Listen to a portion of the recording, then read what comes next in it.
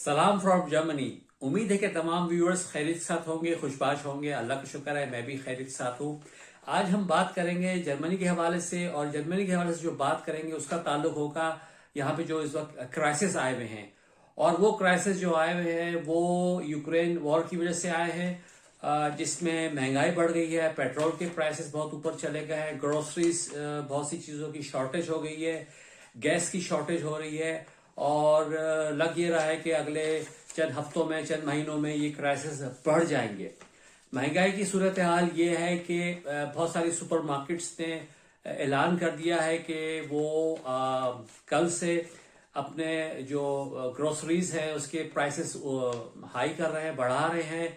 और ये एक सूरत हाल तशवीशनाक है, खास तौर पे उन लोगों के लिए जो लो इनकम ग्रुप्स से ताल्लुक रखते हैं। उसके अलावा गैस की शॉर्टेज भी सामने आ रही है, और गवर्नमेंट अनाउंस कर रही है कि गैस को आप बहुत ही एहतियात से यूज करें। हो सकता है कि गैस की लोड शेडिंग शुरू हो जाए, ये सूरत हाल हो सकती है। और फिर दूसरी सूरत हाल ये है कि जो ग्रोसरी है उसमें सबसे ज्यादा शॉर्टेज हो रही है, वो हो रही है कुकिंग ऑयल की। आप सब लोगों को पता है कि कुकिंग ऑयल आता है यूक्रेन से, रशिया से, तो उसकी वजह से भी लोग काफी परेशान हैं। तो आज डिस्कस करते हैं कि यहाँ लोगों का रिएक्शन क्या है, गवर्नमेंट क्या मेजर्स ले रही है, और लोगों ने क्या इसकी तैयारी की हुई है।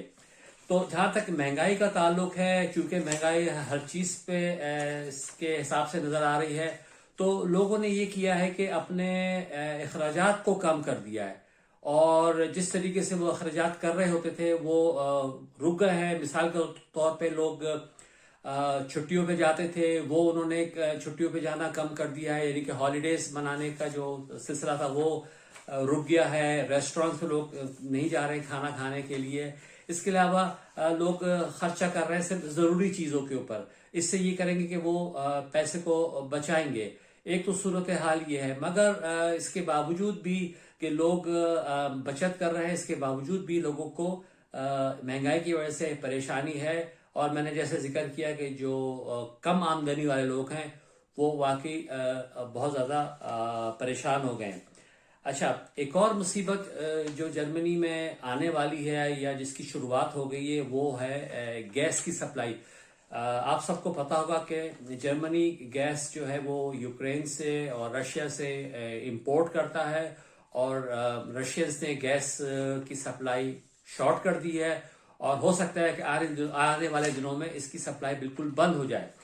तो इसकी वजह से जर्मनी में लोग और गवर्नमेंट बहुत परेशान है, क्योंकि जर्मनी रशियन गैस के ऊपर बहुत इसका दारोमदार है। इसकी इंडस्ट्रीज जो चल रही हैं वो उनको गैस चाहिए होती है। इसके अलावा डोमेस्टिक यूज में जो गैस यूज होती है ये भी वही गैस है जो रशिया से आती है। तो गवर्नमेंट को ये खदशात है कि गैस ना होने की सूरत में या शॉर्ट होने की सूरत में इंडस्ट्रीज जो है वो बंद हो जाएंगी, प्लांट्स बंद हो जाएंगे, प्रोडक्शन बंद हो जाएगी, और कारोबार बंद हो जाएगा, और लोगों की एम्प्लॉयमेंट खत्म हो जाएगी, लोग जॉबलेस हो जाएंगे। और जहां तक डोमेस्टिक यूज है गैस का, उसमें लोगों को ये खदशात हैं कि हमारे घर के चूल्हे कैसे जलेंगे, या जो हीटिंग सिस्टम है वो भी गैस पे डिपेंड करता है, वो हीटिंग सिस्टम बंद हो जाएगा। तो ये एक गंभीर सी सूरत हाल है इस वक्त, और लोग सोच विचार में लगे हुए हैं। गवर्नमेंट भी अपनी स्ट्रेटेजी बना रही है कि किस तरीके से इस किस्म की सूरत हाल जो सामने नजर आ रही है उससे बचा जाए। मगर देखते हैं क्या होता है, लोग क्या इसका हल निकालते हैं। इसके अलावा पेट्रोल की प्राइसेस बहुत ऊपर चली गई हैं।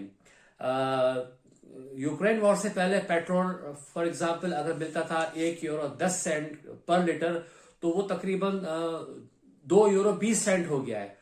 और उसमें भी गवर्नमेंट ने इस हद तक हेल्प की है कि अपने टैक्सेस जो पेट्रोल के पे लगाते थे वो टैक्सेस उन्होंने कम कर दिए, जिसकी वजह से प्राइस इस वक्त तकरीबन 2 यूरो 10 सेंट 15 सेंट 20 सेंट इस तरह चल रही है। और जबकि एक हफ्ते पहले तक ये प्राइस और ज्यादा ऊपर हो गई थी। और जब पेट्रोल की प्राइस ऊपर होती है तो ये आप सब जानते हैं कि बाकी प्रोडक्ट्स की प्राइसेस भी ऊपर हो जाती हैं, और ये सूरत हाल वाकई गंभीर है।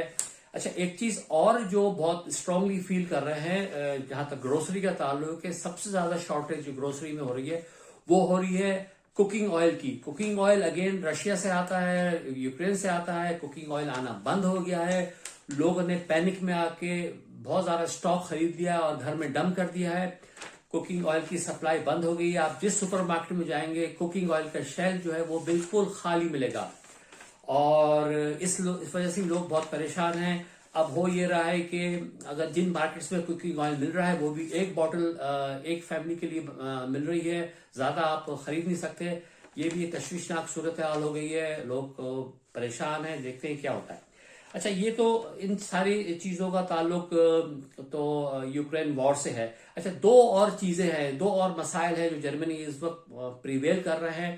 ایک مسئلہ یہ ہے کہ جو آٹو انڈسٹری ہے جرمنی کی, کار انڈسٹری ہے, وہ ٹوٹل شٹ ڈاؤن ہو گیا.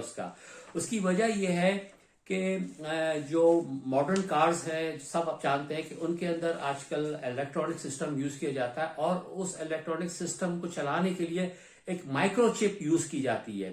اس کی میں زیادہ ڈیٹیل میں نہیں جاؤں گا کیونکہ بڑی ٹیکنیکلٹیز انوالو ہے اس میں, سب لوگ جانتے ہیں اس بات کو. وہ مائکرو چپ جو ہے وہ اس کی سپلائی بند ہو گئی ہے, اور جس کی وجہ سے گاڑی بنانے والے جو کمپنیز ہیں انہوں نے اپنی پروڈکشن کو ہالٹ کیا ہوا ہے, اور وہ یہ کہہ رہے ہیں کہ جب تک وہ ہمیں چپ نہیں ملے گی ہم گاڑیوں کو مزید پروڈکشن اس کی آگے نہیں بڑھا سکتے. اور خدشہ یہ ہے کہ اس شارٹیج کی وجہ سے اگر یہ شارٹیج 2-4 مہینے چلتی رہی تو بہت سے لوگ اپنے جاب لوز کر جائیں گے, آٹو انڈسٹری سے تعلق رکھنے والے.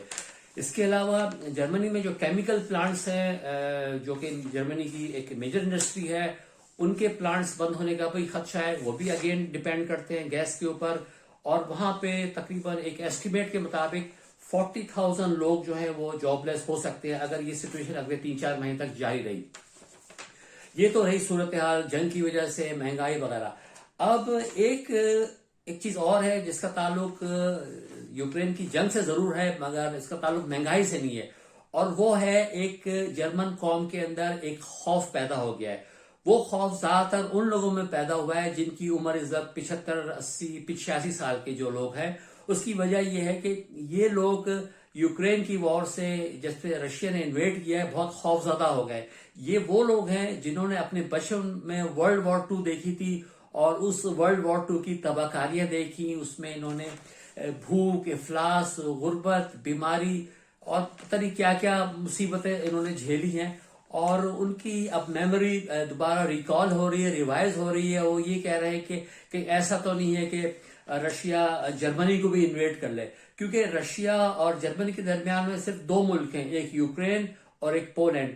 آدھا یوکرین تو رشیا نے قبضہ کر لیا ہے, آدھا رہ گیا ہے, اس کے بعد پولینڈ ہے, اس کے بعد جرمنی ہے.